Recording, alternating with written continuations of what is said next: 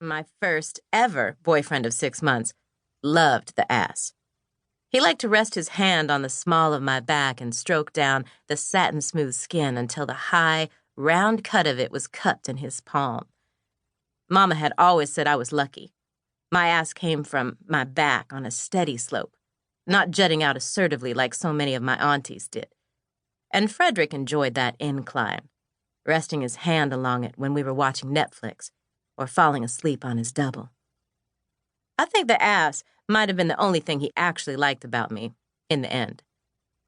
I'm not coming with you. I hoisted my duffel bag higher onto my shoulder, giving my soon-to-be ex-boyfriend an appraising look. Frederick looked sheepish, leaning against his perfectly parallel-parked Lexus with his hands shoved into his pockets and his gaze directed determinedly into the distance. He was the kind of guy whose fashion sense swung dramatically between runway sharp and basement dweller sloppy. And today, in his sun-bleached high school debate tee and raggedy sweats, he was flagrantly going for the latter. It was an outfit barely acceptable for bed, let alone for meeting my judgmental Ghanaian parents. I still remembered what he'd worn on our first date. A blue blazer, starched white button-down, gray slacks. That outfit paired with his sculpted frame, even brown skin, and thick-rimmed glasses, oof, he'd looked good enough to eat. I'd taken one look at him, thought, oh, you'll do, and praised the geniuses behind the Hinge app algorithm for bringing his existence to my attention. Everything about the way he presented himself in public was so deliberate, and once upon a time, that effort had been attractive to me. But now, I knew with certainty that he had specifically chosen this monstrosity of an outfit to signal to me that I would be driving to Naperville alone. He'd probably spent 30 minutes hunting down the rattiest tee in his dresser just to get the point across. He would have done better to spit at my feet. Clearly, I said with a defeated sigh. So what are you doing here then? We both knew the answer to that question. After all, Frederick had been playing the nice guy game for weeks now. The one little boys play when they want to break up with their perfectly fine girlfriends, but don't want to bear the responsibility of hurting her feelings, and so drag things out and misbehave until the girl loses patience and breaks it off first. And he'd played it so well, responding to my complaints about my step exam, a.k.a. every medical student's white whale. You get to take it one time, and if you pass, you're stuck with your score forever.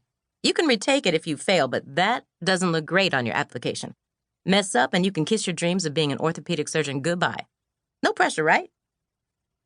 With a half-hearted, that sucks, commenting at large on how hot he found women who looked nothing like me, finding reasons to be too busy to see me that somehow were not present for his boys.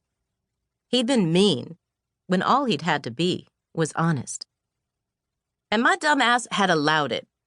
I'd convinced myself that I was being oversensitive, that I needed to give him space, that he didn't owe me the commitment he'd promised me.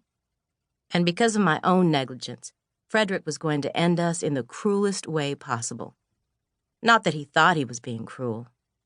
Knowing Frederick, he probably figured that dumping a girl an hour and a half before meeting her parents was being magnanimous. I need to do it to her face, he'd probably told himself. That's what a good guy would do. Even now, his expression was tortured, like someone was slowly driving a screw into his back, as if the burden of dumping me was one he was brave to bear. I'm sorry, he said. He looked me up and down like he couldn't help himself. You look great.